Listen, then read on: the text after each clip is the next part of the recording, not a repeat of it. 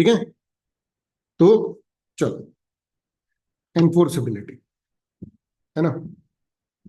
कल का समझ में आया था, कल जो अपन लोगों ने डिस्कस किया था कि भाई कॉन्ट्रैक्ट का बेसिक फॉर्मेशन लॉ का क्या होता है, कैसा होता है। अच्छा, वो वीडियो मुझे याद दिला देना है ना, मैं आज भेज दूंगा। ठीक है, वैसे वो नॉर्मली पढ़े हैं तुम लोग को, डेमो के टाइम पे मिले तो होंगे, लेकिन ठीक है मैं फिर से भेज दूंगा। चलो, वॉइडेबल अग्रीमेंट क्या होता है बेटा, याद रखना। वॉइडेबल को कैसे याद रखोगे, कैंसिलेबल। वॉइडेबल मतलब कैंसिलेबल, ठीक है ना। जिसको कोई एक पार्टी कैंसिल कर सकती है, जिसको कोई एक पार्टी कैंसिल कर सकती है, दूसरी नहीं कर सकती है। हम लोग जब कॉन्ट्रैक्ट एक्ट में आगे पढ़ेंगे ना, तब हम लोग को समझ में आएगा कि फ्री कंसेंट करके एक आपका चैप्टर होगा, ठीक है। और उसमें क्लियरली मेंशन्ड है, उसमें बहुत सारी चीजें क्लियर है कि जिसके साथ गलत हुआ है वो क्या कर सकता है, कॉन्ट्रैक्ट को कैंसिल कर सकता है। ठीक बात है, क्लियर है ना। चलो, void agreements not enforceable at all, ठीक है ना। तो वॉइड मतलब क्या बेटा, वॉइड मतलब होगा इनवैलिड। वॉइड मतलब क्या होगा, इनवैलिड। आ रहा है समझ में, है ना। तो डिटेल प्रोविजंस के अपन लोग पढ़ेंगे, पूरा एक्ट ही एक्चुअली में इसी बारे में है। आ रहा है ये समझ में, ठीक है ना। चलो, अब कॉन्ट्रैक्ट होता क्या है, ठीक है। कॉन्ट्रैक्ट जो है वो होता क्या है, सेक्शन 2H याद रखना बेटा, सेक्शन नंबर लिखने बहुत इंपॉर्टेंट है एग्जाम में, ठीक है। तो an agreement enforceable by law. Agreement enforceable by law मतलब, एग्रीमेंट लॉ के द्वारा एनफोर्स होता है। ध्यान से सुनो, कॉन्ट्रैक्ट एक ऐसा अग्रीमेंट है जो लॉ से एनफोर्स है। लॉ से एनफोर्स है का मतलब क्या है, लॉ से एनफोर्स्ड है इसका मतलब ये है कि अगर मान लो कि आपने बात नहीं मानी, तो आपके खिलाफ पुलिस कंप्लेंट हो सकती है, ठीक है ना। यू आर फ्री कि आपको किसी कॉन्ट्रैक्ट में बंधना है या नहीं बंधना है, बट वंस यू डिसाइड कि हाँ इस कॉन्ट्रैक्ट में एंटर होना है, आपने अपने पूरे होशो हवास में प्रॉपर सोच समझ करके अगर हाँ बोला है किसी कॉन्ट्रैक्ट के लिए, समझ में आ रहा है, तो अब आपको क्या करना पड़ेगा, निभाना पड़ेगा। You can not back of, आप पीछे नहीं हट सकते। ये क्लियर है। Essential elements of a contract क्या क्या है, देखो, अग्रीमेंट और एनफोर्सेबिलिटी, ये दो चीजें। देखो, ये जो एनफोर्सेबिलिटी है ना बेटा, ये एनफोर्सेबिलिटी ही क्या बताता है बताओ।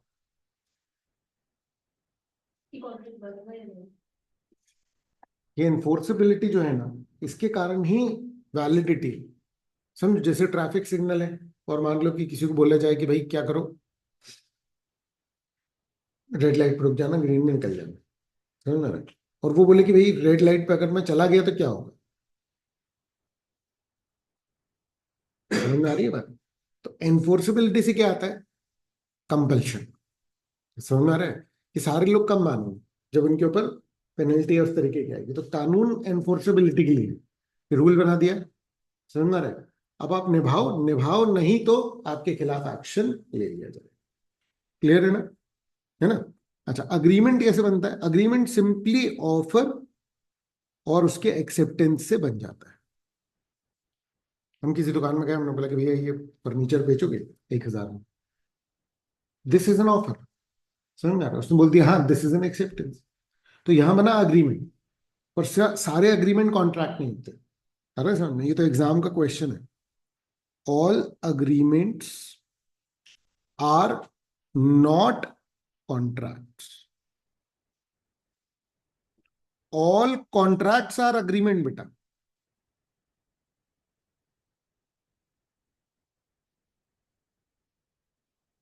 ये याद रख। All contracts are agreement, but all agreements are not contract, ऐसे ही लिखा था, और लिखा होता है कमेंट। क्लियर है ये, क्लियर है, क्लियर है, ठीक है। चलो, तो अब सबसे पहला पढ़ा अग्रीमेंट, ठीक है ना। क्या होता है बेटा agreement, every promise and every set of promises forming consideration for each other. बच्चों, कंसिडरेशन बहुत ही ज्यादा इंपॉर्टेंट पॉइंट है ना। ये आपको पता होना चाहिए। देखो खाली कॉन्ट्रैक्ट नहीं होता। कॉन्ट्रैक्ट ऐसा होता है जिसमें कि मैं बोल रहा हूँ कि भाई मैं आपके लिए ये करूंगा, आप मेरे लिए ये कर देना, या कोई चीज मैं आपको ये मोबाइल दूंगा, आप मुझे पैसे दे देना। समझ में आ रहा है? कोई सर्विस, समझ में आ रहा है कि मैं आपको गाड़ी से यहाँ से वहां पहुंचा दूंगा, आप मुझे पैसे दे देना, आप मुझे टेबल दे देना, आप मुझे कंप्यूटर दे देना, वॉट एवर। ये जो चीजों का आदान प्रदान हो रहा है ना, ये क्या है? कंसिडरेशन। अरे समझ में, पूरा चैप्टर इसके बारे में हम पढ़ेंगे, ठीक है ना? तो अग्रीमेंट में क्या होना चाहिए? कंसिडरेशन, ठीक है ना? An agreement consists of promise or set of promises that are supported by mutual consideration. Contract की एक बेसिक बात क्या है कि दोनों पार्टीज एक दूसरे को क्या बोल रही हैं? दोनों पार्टीज एक दूसरे को क्या बोल रही हैं? कि भाई हम आपको कुछ प्रोवाइड करेंगे, कुछ आप हमको प्रोवाइड करना। ये क्लियर है? ठीक है ना? चलो, what is a promise? Promise क्या होता है बताओ? When a person to whom the proposal is made signifies his assent thereto, the proposal is said to be accepted. Proposal when accepted becomes a promise. तो offer का मतलब क्या हुआ बेटा? प्रपोजल।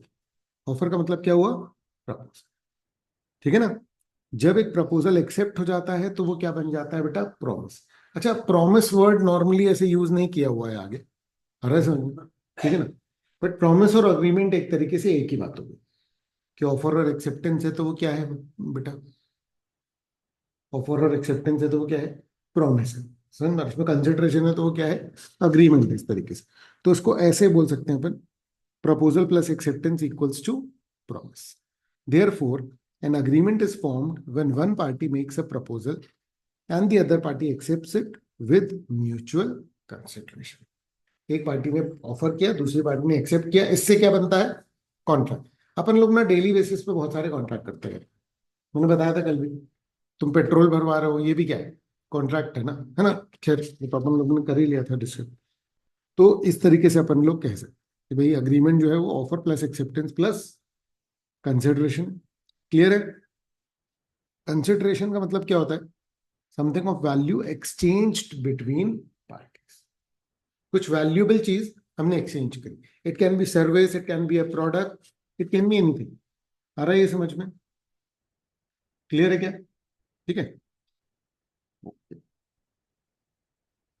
ठीक है। It can B money, goods, services और promises, promise to do और नॉट टू डू समथिंग। तो इसमें एक चीज क्या है कि प्रॉमिस किस बात का हो सकता है? Not to do something. इसका मतलब प्रॉमिस ऐसा हो सकता है किस चीज का? कुछ करने का, कि भाई मैं आपके लिए ये कर दूंगा। प्रॉमिस ऐसा हो सकता है कुछ नहीं करने का। ध्यान से सुनना, मैं 3 महीने तक मूवी नहीं जाऊंगा तो मुझे 100 रुपए दे दो। तो ये कुछ नहीं करने का भी ऑफर जो है वो वैलिड होता है। अरे समझ में? ऐसा भी हो सकता है कि मैं कुछ नहीं करने की बात कर रहा हूँ। ये ध्यान रखना, क्योंकि नॉर्मली ये नेगेटिव वाले लोग नहीं समझ पाते हैं ना। ठीक है? enforceability. For an agreement to turn into a contract, it must be legally enforceable. देखो, अग्रीमेंट में भी वही होता है। मैं किसी दुकानदार से कह रहा हूँ कि भैया मुझे टेबल दे दो, वो कह रहा हाँ इतने इतने पैसे की है, दे देना तुम मुझे। ये अग्रीमेंट है। बट अग्रीमेंट और कॉन्ट्रैक्ट में क्या फर्क है? कानून जो है लीगली एनफोर्स किसको बोलता है? कि लीगली एनफोर्सेबल क्या चीज है? कॉन्ट्रैक्ट।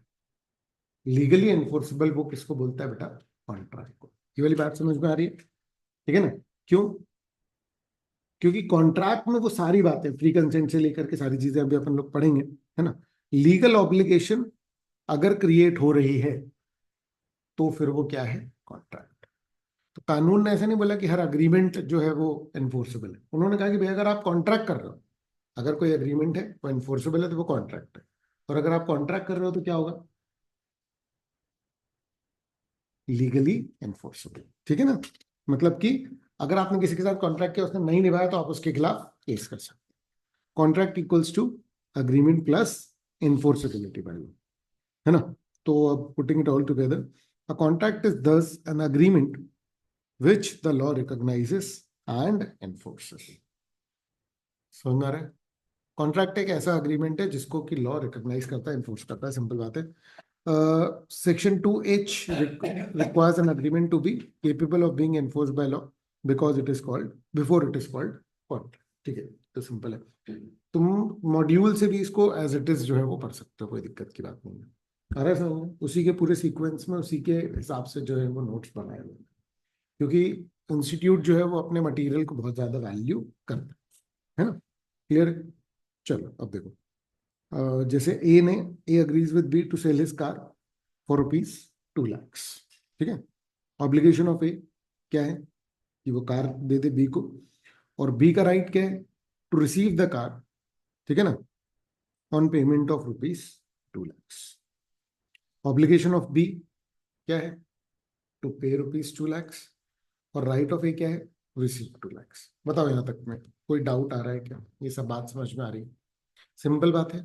अरे समझ में, व्यक्ति ऑफर करेगा, एक एक्सेप्टेंस करेगा, दोनों के ऊपर ऑब्लिगेशन आएंगी। मतलब कि एक व्यक्ति जो कार दे रहा है उसकी ऑब्लिगेशन है कि कार दे, उसका अधिकार है कि उसको पैसे मिल जाए। समझ में आ रहा है? दूसरा व्यक्ति, उसका अधिकार है कि उसको कार मिल जाए, और उसकी ऑब्लिगेशन है कि वो पैसे देंगे।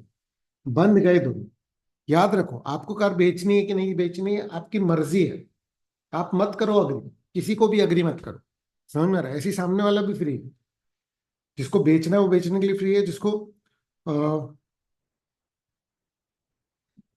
अगर मान लो कि खरीदना है वो उसके लिए फ्री। क्या है? क्लियर है? ठीक है ना? तो because both parties have mutual rights and obligation and these can be enforced by law, this is valid contract। लेकिन एक बार आपने हाँ कर दिया, उसके बाद क्या होगा? कंपल्सरली आपको क्या करना पड़ेगा? समझ में आ रहा है क्या? सर ऑब्लिगेशन टर्म पे कौन सा? लाइबिलिटी, रिस्पॉन्सिबिलिटी, नोट कर लो उसको।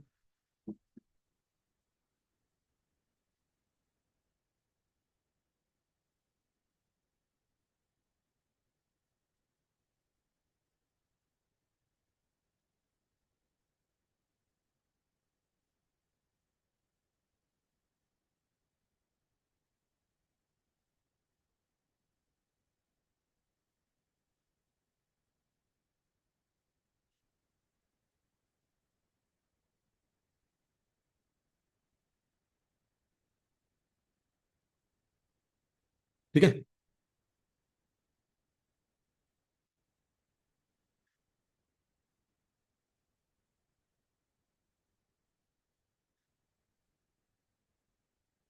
है क्लियर बेटा?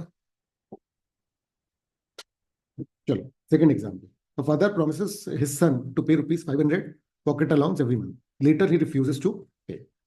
ठीक है, देखो समझो, अगर मान लो आपने किसी के साथ कोई कॉन्ट्रैक्ट एंटर किया है ना, आपने ऑफर किया, उसने सामने वाले ने एक्सेप्ट किया, और आप क्या कर रहे हो? क्या भाई ठीक है, कोई दिक्कत की बात नहीं, केस कर दो। तो मतलब इसका ये हुआ, अगर एक बार कानून बन गया, ठीक है, तो पापा ने बोला कि ₹500 देंगे हर महीने, फिर महीने के एंड में तुम गए, अरे सुन क्या हुआ? एक चटाका पड़े आपने, ठीक है ना, इतने बड़े हो गए। समझ में आ रही है बात? ठीक है ना? तो भाई लेकिन कानून तो कानून है, हम लोग मॉरली तो ऑब्वियसली बात है, ये नहीं होगा। समझ में आ रहा है? लेकिन लीगली तो इसकी पॉसिबिलिटी बनती, फिर तो ये घर घर में लड़ाई कराएगा ये कानून। इसीलिए क्या बोले, टेंशन नहीं होती है लीगल। आप समझो, आप अपने भाई बहन के साथ कोई कॉन्ट्रैक्ट कर रहे हो, समझ में आ रहा है कि भाई तू मतलब देख लेना जो भी तेरा हो, समझ में आ रहा है, या मेरे मोबाइल में 1 घंटे तू गेम खेलना, वट एवर। समझ में आ रहा है? आपका कुछ भी कंसिडरेशन हो सकता है ना, क्लियर है? पर जब आप पर्सनल लेवल पर कर रहे होते कोई भी कॉन्ट्रैक्ट, उसके ऊपर केस कर देंगे। अरे सर, ऐसी इंटेंशन होती है कि नहीं नहीं भाई तो बहुत मारेंगे, अरे सर, ठीक है, यस, ऐसी इंटेंशन नहीं होती अपनी। तो फिर क्या होता है? इसीलिए कानून ने क्या कर रखा है कि डोमेस्टिक वाले अग्रीमेंट कौन कौन से आते हैं, देखो, सोशल, ठीक है, सोशल, डोमेस्टिक बोल सकते हो, पॉलिटिकल भी बोल सकते हो, रिलीजियस भी बोल सकते हो। अरे समझ, बता, ये वाली बात समझ में आ रही है? तो आप लीगल कॉन्ट्रैक्ट कुछ भी कर सकते। अच्छा एक चीज समझ, क्या घर वाले आपस में लीगल, हम ये नहीं बोल रहे कि लीगल अग्रीमेंट ही नहीं कर सकते घर वाले, लीगल अग्रीमेंट कर सकते हैं, उसमें प्रॉब्लम नहीं है, लेकिन प्रॉब्लम किसमें, कि अगर कोई ऐसा आप उसको क्या मानेंगे? डोमेस्टिक। ये वाली बात समझ में आ रही है? क्लियर है ना? तो father promises sun to pay ₹500 pocket allowance every month, later he refuses to pay, since ये एक सोशल अग्रीमेंट है, फैमिली ऑब्लिगेशन। तो बेटा धीरे धीरे ना कॉन्ट्रैक्ट का कंस्ट्रक्शन समझो, कि कॉन्ट्रैक्ट तब बनता है जब हमारी इंटेंशन होती है टू क्रिएट लीगल ऑब्लिगेशन। अगर हमें इंटेंशन ही नहीं होती लीगल ऑब्लिगेशन की, तो फिर contract this promise and thus it is not a contract. क्या सन और फादर के बीच में लीगल कॉन्ट्रैक्ट हो सकता है? हो सकता है, ये नहीं। समझ आ रही है बात?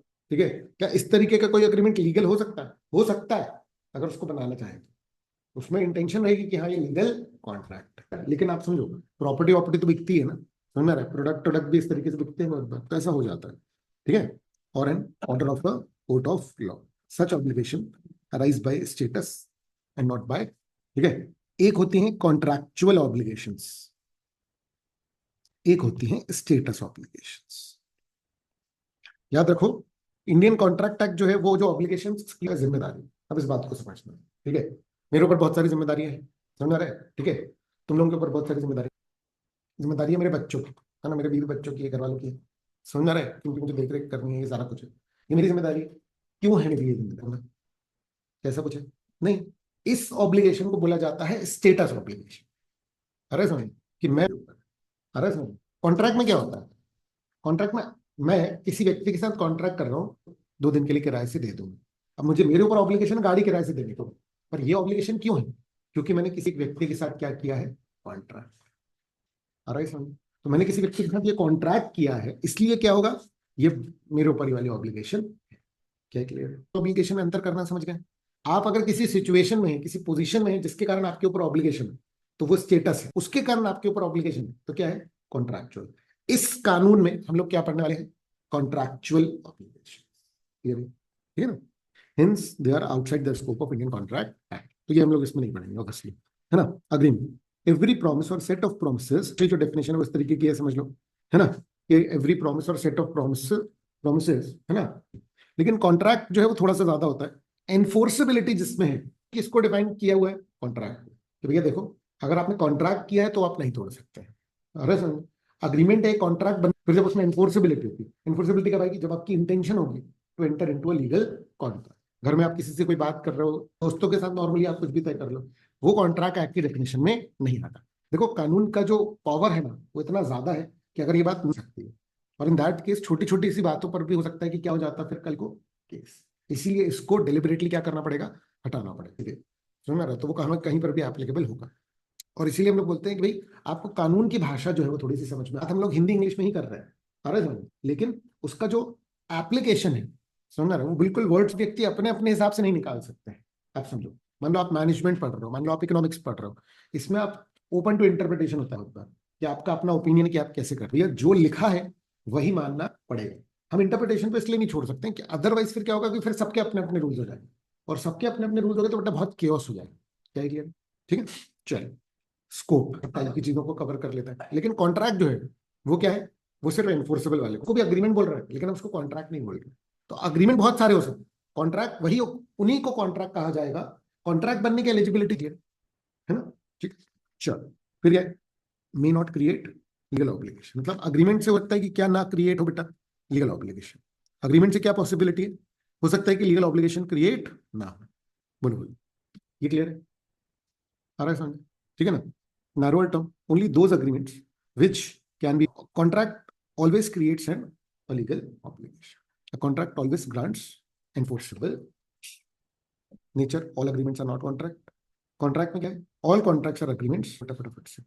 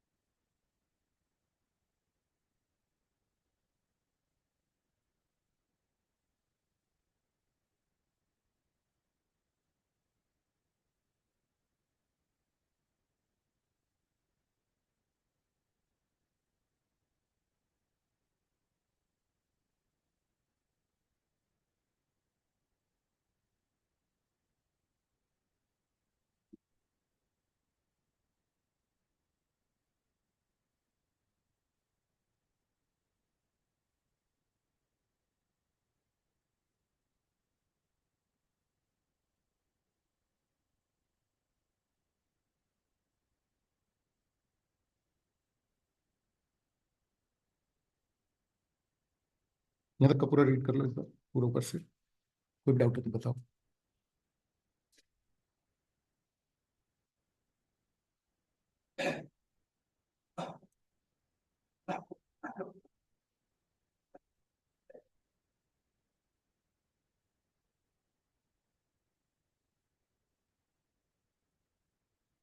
ठीक है,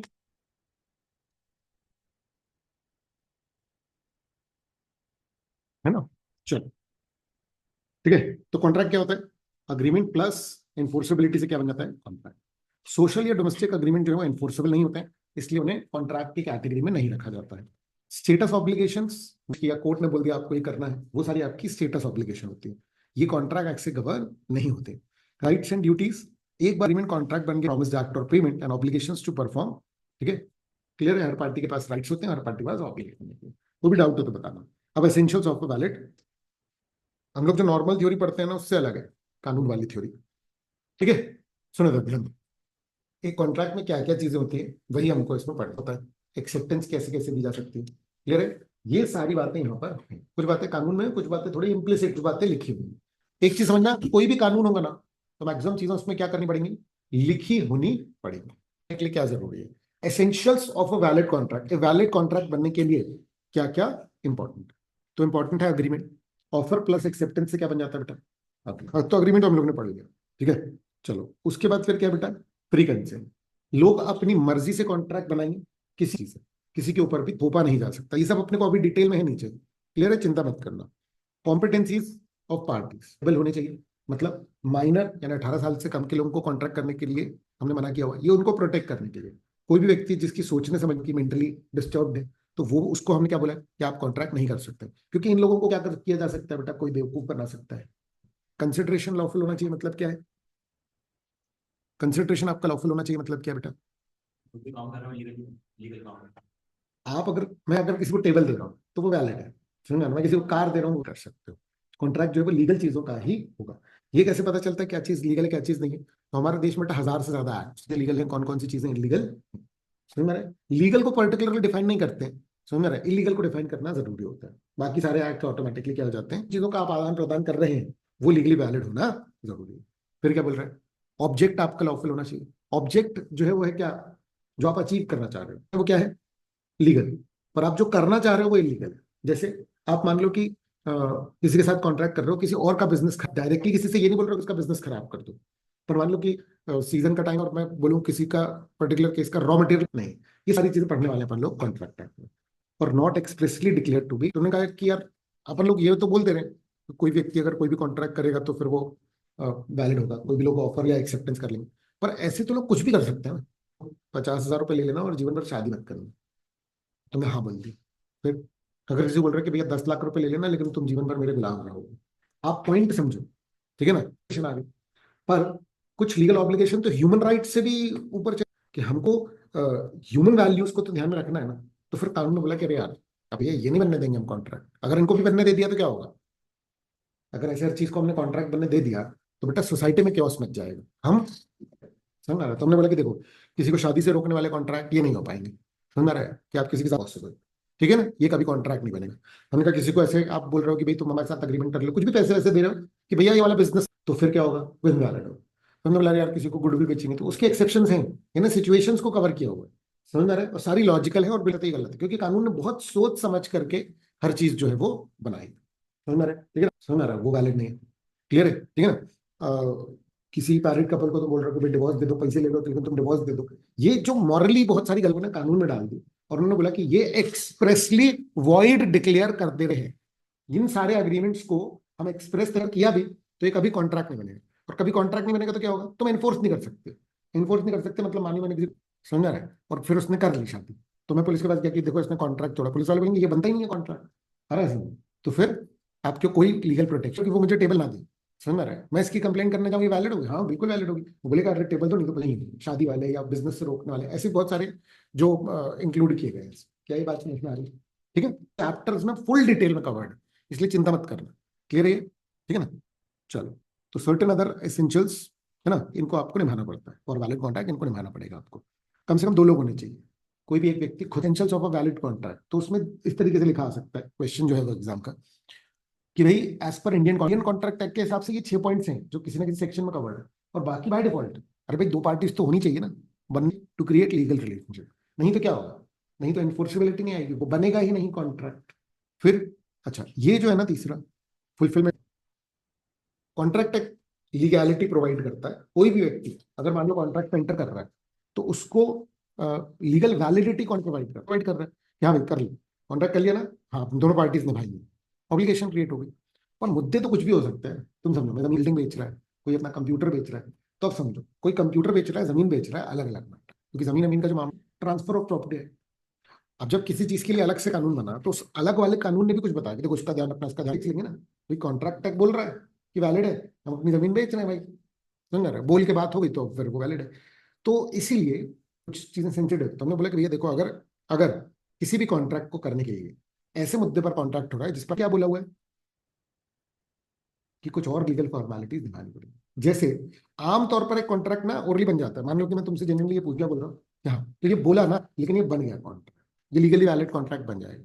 जमीन का कॉन्ट्रैक्ट ट्रांसफर ऑफ प्रॉपर्टी बोलता है कि भैया राइटिंग में ही होगा, और उसमें बोला कि भैया रजिस्ट्री, कॉन्ट्रैक्ट एक्ट ने बोला कि भैया देखो, मैं बहुत वैरायटी ऑफ कॉन्ट्रैक्ट्स को कवर करता हूँ, समझ रहे, एक्ट ने कहा कि भैया उन कानूनों की लीगल फॉर्मेलिटीज आप पूरी करना, तभी वो एनफोर्सेबल होगा, समझ रहे, यानी कि ज्यादा बातें कहाँ लिखी हुई है इंडियन कॉन्ट्रैक्ट एक्ट में, लेकिन सबसे स्पेशल एक्ट, तो मान लो कि इमूवेबल प्रॉपर्टी है, उसके लिए स्पेशल एक्ट कौन सा, ट्रांसफर ऑफ प्रॉपर्टी है, उसकी बात ज्यादा मानी जाएगी, निभाने के बाद ही क्या हो पाएगा, कॉन्ट्रैक्ट वैलिड होगा।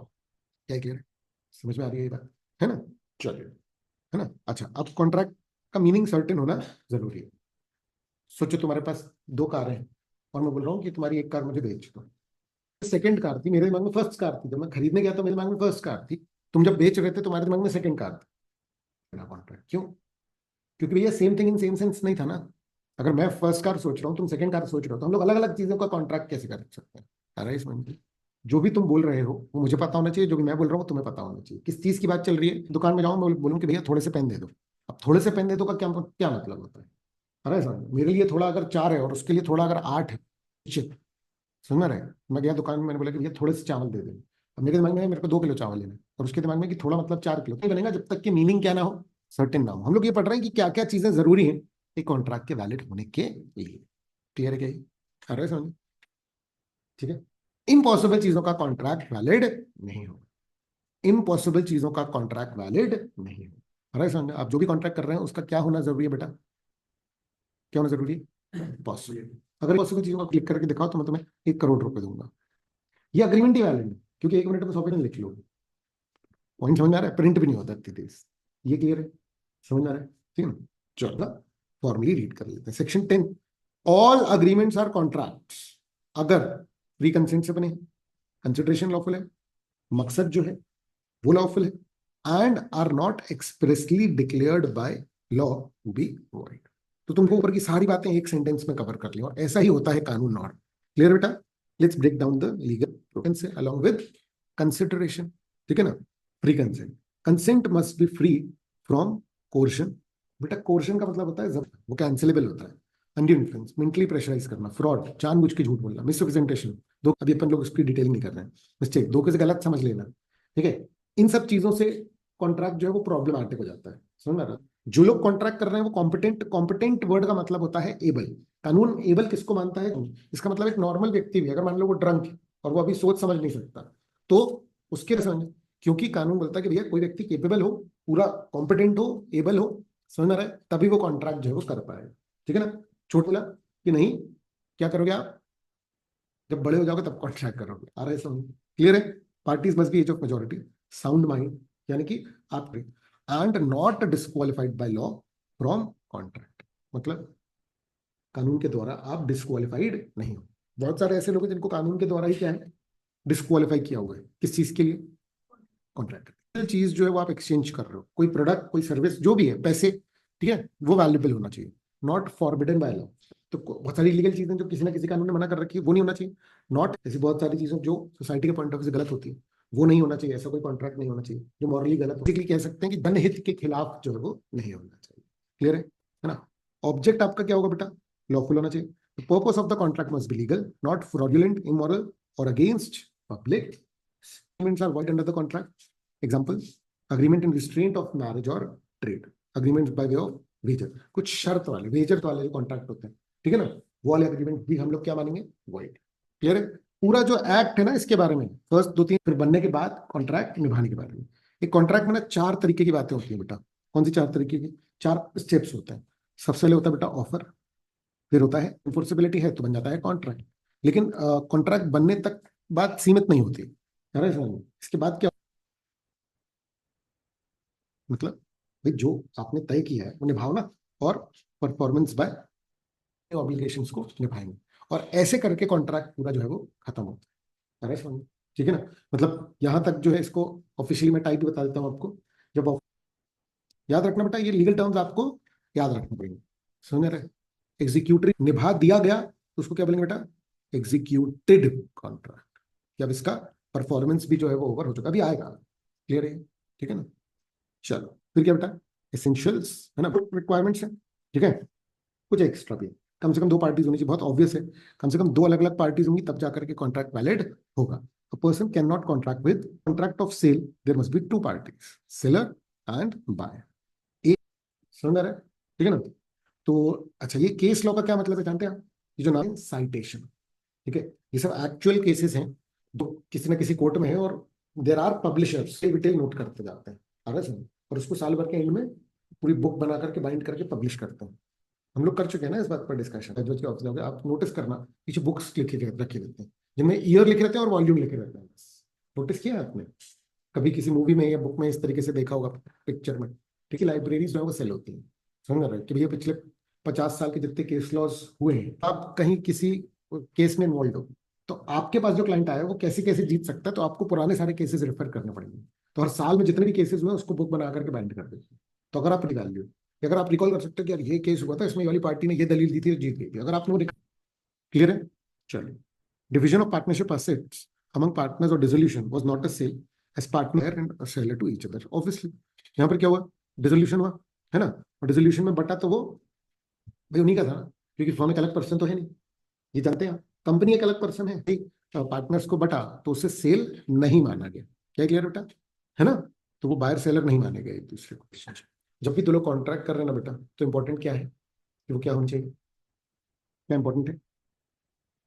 Intention to create legal relationship, ठीक है ना? पार्टीज मस्ट, सोशल या डोमेस्टिक अग्रीमेंट्स जो है उनमें लीगल इंटेंट नहीं होती और इसलिए वो कॉन्ट्रैक्ट नहीं होता है। क्लियर है बेटा? ठीक है ना? बाल्फोर का एग्जांपल एक दिया हुआ है, every month while he was abroad, वो देश से बाहर जा रहा था तो उसने बोला कि भैया मैं आपको मेंटेनेंस का एक पैसा देते रहूंगा, बाद में उसने नहीं दिया। उसमें कोई इंटेंशन नहीं थी लीगल ऑब्लिगेशन। मान लो एक फॉर्मल कॉन्ट्रैक्ट होता, जैसे कोर्ट वगैरह में नहीं होता है कि मान लो केस हुआ और मेंटेनेंस का, और ये कॉन्ट्रैक्चुअल, अगर इसमें इंटेंशन होती टू क्रिएट लीगल रिलेशन तो क्या होता? तो ये भी वैलिड हो जाता। बट ये सोशल लेवल पर हुआ, वो जीती नहीं होती। क्या है? क्लियर? अरे समझ। फिर मिस्टर लेखपाल प्रोमिसेस टू पे ₹5 लाख टू हिज सन, कि पास हो गए तो तुमको कितने 5 लाख रुपए देंगे। पास होने पर पापा ने नहीं दिए, बोले गुड बेटा गुड, 5 लाख बोले ऐसी बात नहीं, वो सोशल लगी हुई, बोले बेटा वो तो तुम्हें मोटिवेट करने के लिए बोला। अरे समझ, क्लियर? ये वैलिड नहीं होगा। एग्जाम्पल, ए ने गुड्स बेचे बी को, और कंडीशन क्या तय हुई कि 30 दिन के अंदर रिलेशन, अगर बी टाइम पर नहीं पे कर पाया तो ए जो है वो बी पर केस कर सकता। क्या क्लियर? ठीक है ना बेटा? फिर क्या? Fulfilment of legal. Seven example में याद रखो बेटा, कॉन्ट्रैक्ट बनने के लिए रिटर्न का कंपल्शन नहीं है, सिर्फ अब दूसरे कानून कवर करते हैं ना, अब जैसे इंश्योरेंस में होना चाहिए। कॉन्ट्रैक्ट एक्ट ये ऑब्लिगेशन क्रिएट नहीं करता, लेकिन कॉन्ट्रैक्ट एक्ट कहता है कि भैया जो भी कॉन्ट्रैक्ट बना रहे हो, अगर उसके लिए और किसी कानून में कुछ भी नहीं लिखा है तो हम ही उसके लिए कानून, इसका मतलब ये है कि वो किसी और कॉन्ट्रैक्ट किसी और कानून में लिखा है, नहीं नहीं ये रिटर्न होना चाहिए। अभी मोबाइल के लिए रिटर्न भी काफी नहीं है, इनवैलिड होगा। समझ में आ रही है बात? क्लियर है ना? कॉन्ट्रैक्ट एक्ट इस बात की ऑब्लिगेशन नहीं लिया हुआ है। चलो, फुलफिलमेंट ऑफ लीगल फॉर्मेलिटीज, है ना? तो कॉन्ट्रैक्ट में भी होना इम्प्लाइड हो जाता है भैया। इम्प्लाइड हो जाता है मतलब क्या है? आप दुकान में गए, समझ रहे, टॉफी का डब्बा रखा, आपने ऐसे खोला और एक निकाला, और सामने वाला जो दुकानदार है उसने कहा कि हाँ मतलब एक तरीके से कि खा ली, निकाल ली, इट्स कॉन्ट्रैक्ट। समझ रहा है ना ये बात? Thank you uncle. अरे समझ, क्लियर है? इम्प्लाइड है, समझो। ठीक है ना? स्टेशन पे तुम खड़े हो, तुमको और एक दुकानदार है वो पानी की एकदम पैक्ड बॉटल तुमको ऐसे ऑफर कर रहा है, तो that is a legal offer. भले ही वो कुछ बोल नहीं रहा तो भी वो एक लीगल ऑफर। क्लियर है? ठीक है? चलो, no difference in legal effect between written and oral contracts. Generally देखो, रिटन और ओरल मतलब आप लिख करके करते हो वो भी उतना ही लीगल है जितना कि आप बोल करके करते हो। क्लियर है? हाउएवर कुछ कॉन्ट्रैक्ट्स जो राइटिंग में ही चाहिए, जैसे कि इंश्योरेंस के, जैसे कि मूवेबल वगैरह के, जो किसी भी दूसरे कानून में कोई भी लीगल फॉर्मेलिटी बोली गई, तो वो लीगल फॉर्मेलिटी भी आपको क्या करनी पड़ेगी? पूरी करनी पड़ेगी, तब वो वैलिड होगा। तो कॉन्ट्रैक्ट एक्ट बोलता है कि भैया हम पीछे हट जा रहे हैं, लेकिन वो कुछ वैलिडिटी उसकी होनी जरूरी है। टू डिमांड्स राइटिंग और registration, the for that formality must be complied with, for the contract to be valid. क्या क्लियर है? कंपलसरी है तो भाई वो कंपलसरी है, वो आपको करना पड़ेगा। क्लियर है? क्लियर है? Certainty of terms end of the agreement must be, 2 interpretation निकल सकते हैं, 3 इंटरप्रिटेशन निकल सकते हैं, और वो पूरा का पूरा बेस ऑफ कॉन्ट्रैक्ट पे ही किस कारण से वो इनवैलिड हो जाएगा, कि मीनिंग ही सर्टेन नहीं। समझ रहा, मैं कार बेच रहा हूँ खिलौने वाली, समझ रहा, सामने वाला समझ रहा है कि मैं एक्चुअल कार बेच रहा हूँ बैटरी वाली, और वो मेरी एक्चुअल कार समझ रहा है, कोई रिलेशन नहीं है ना। मीनिंग अगर सर्टेन नहीं है तो वैलिड कॉन्ट्रैक्ट नहीं करने की कोशिश की जानबूझ के की, तो वो तो वैसे भी इनवैलिड है, अनलॉफुल हो जाएगा। लेकिन ना ये उसमें भी इनवैलिड हो जाएगा अगर मान लो समझ नहीं पाए, तो उसके चक्कर में भी कॉन्ट्रैक्ट जो है वो वॉइड हो जाएगा। दोबारा बनाओ कॉन्ट्रैक्ट, क्योंकि अगर भैया 2 लोग प्रॉपरली एक दूसरे की बात को नहीं समझ पाए हैं तो फिर हम लोग ऑब्लिगेशन हो गया, फिर से बनाओ, ये नहीं होगा वैलिड। ये क्लियर है? मीनिंग सर्टेन होना जरूरी है, नहीं किया जा सकता। क्लियर है? क्लियर है? क्लियर है? ठीक है ना? चलो फिर क्या है, तेल बेच रहे हो, खाने का बेच रहे हो, समझ आ रही है बात? ठीक है, there is no clarity on what kind of oil was intended. This contract is offer कर लो, एक्सेप्टेंस कर लो, लेकिन वो वैलिड नहीं होगा। क्यों? अरे भाई क्या है चीज वो तो बताओ ना। समझ आ रही है बात? क्यों? क्योंकि अलग अलग लेते हो। अच्छा, ये सर्टेन हो सकता है कब? मान हाँ, मान लो कि कोई एक व्यक्ति है वो सिर्फ नारियल तेल ही बेचता है, उसकी पूरी दुकान सिर्फ और सिर्फ नारियल तेल, वो वैलिड है। क्यों? क्योंकि वो सर्टेन है ना एक तरीके से, भले ही आपने स्पेसिफाई नहीं किया, पर उसका सिंगल इंटरप्रिटेशन है कि भैया ऑयल ई टाइप का हो। क्या क्लियर है? लीज मतलब किराए से लेना, है ना? अब लीज पर जब आप लेते हो ना तो उस पर भी ट्रांसफर ऑफ प्रॉपर्टी एक्ट और वो सब लग जाता है। आप ले रहे हैं जमीन कितने टाइम के लिए? इनडेफिनेट नंबर ऑफ ईयर्स, ये तो इनवैलिड है। क्यों? क्योंकि ऐसे थोड़ी कॉन्ट्रैक्ट कर लोगे कि कितने भी साल के लिए। समझ आ रही है बात? ठीक है, सर्टेन टाइम के लिए होगा, because the period of lease is uncertain, the contract is invalid. Clear? Act promised must be capable of performance. Impossible चीजों का कॉन्ट्रैक्ट वैलिड नहीं होगा। एन अग्रीमेंट मतलब इनवैलिड, वॉइडेबल मतलब कैंसिल, वैलिड मतलब एनफोर्सेबल। अरे सुन, डिस्कवर ट्रेजर पर जादू से खजाना ढूंढ देगा वो। अरे सुन, ये इम्पॉसिबल है। समझ रहे? Such an agreement can not be enforced. क्या क्लियर? ठीक है ना? तो फटाफट से देख लो तक का एक बार, कोई डाउट है तो।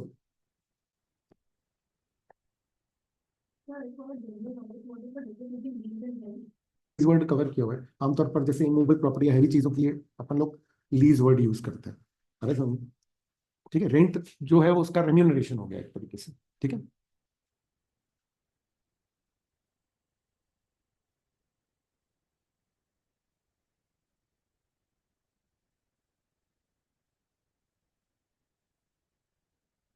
कितने करें, बाकी कल करते हैं। चलो ना, कल से 8:30 बजे स्टार्ट कर देंगे बिल्कुल।